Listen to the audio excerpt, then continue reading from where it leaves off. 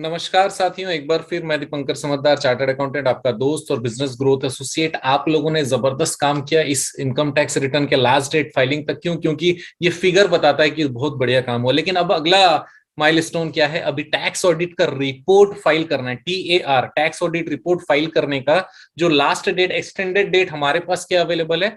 15 जनवरी, right. तो आज उसी का अपडेट देने जा रहा हूं कि किस तरीके से ये आगे बढ़ने वाला है और इसमें क्या पॉसिबिलिटीज हो सकती है जेन्युइनली।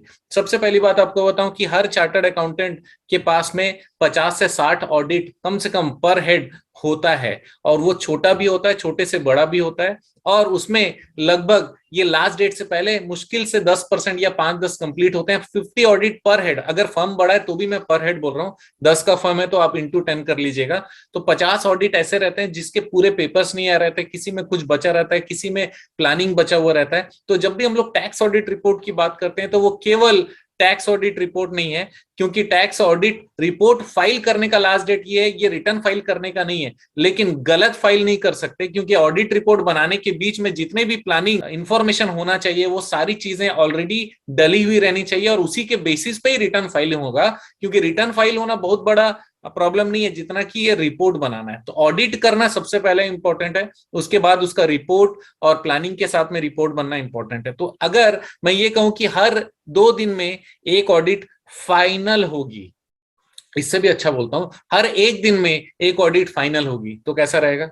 इससे भी अच्छा बोलता हूं बहुत सारे आपने एम्प्लॉय रखे होंगे और एम्प्लॉय पूरा क्लाइंट के घर जाकर पेपर ला रहे होंगे, या क्लाइंट बहुत प्रोएक्टिवली अब प्रोवाइड कर रहा है क्योंकि उसने देखा कि डेट बढ़ा नहीं। उस केस में भी पर डे एक ऑडिट से ज्यादा एक चार्टर्ड अकाउंटेंट फाइनल करने में थोड़ा सा असुविधा होने वाला है, क्योंकि सारी चीजें मिलेगी नहीं, राइट। वो लास्ट डे में बहुत सारे रेडी होके मिलते जाते हैं, उस समय चलो इसको कर देता हूं, ऐसा होता है। तो क्वालिटी थोड़ा सा डाउन हो जाने वाला है। अगर 50 ऑडिट करना है तो भी 10 दिन नहीं है, क्योंकि आज 5 तारीख हो गया है, राइट। तो केवल 10 दिन बचा है टोटल, और उसमें भी बहुत सारी सुविधा असुविधा और ओमिक्रॉन ये सब चल रहा है ना।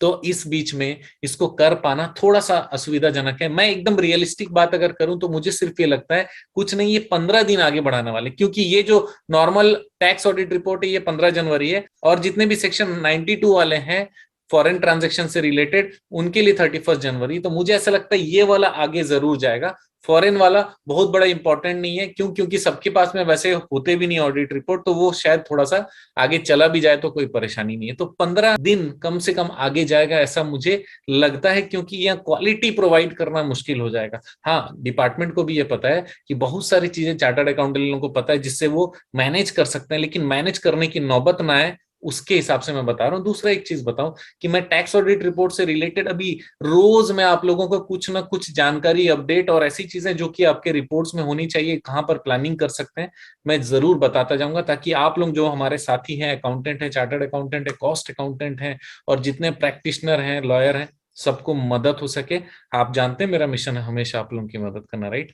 तो बने रहिएगा मेरे साथ। आपका दिन जबरदस्त हो, शुभ हो।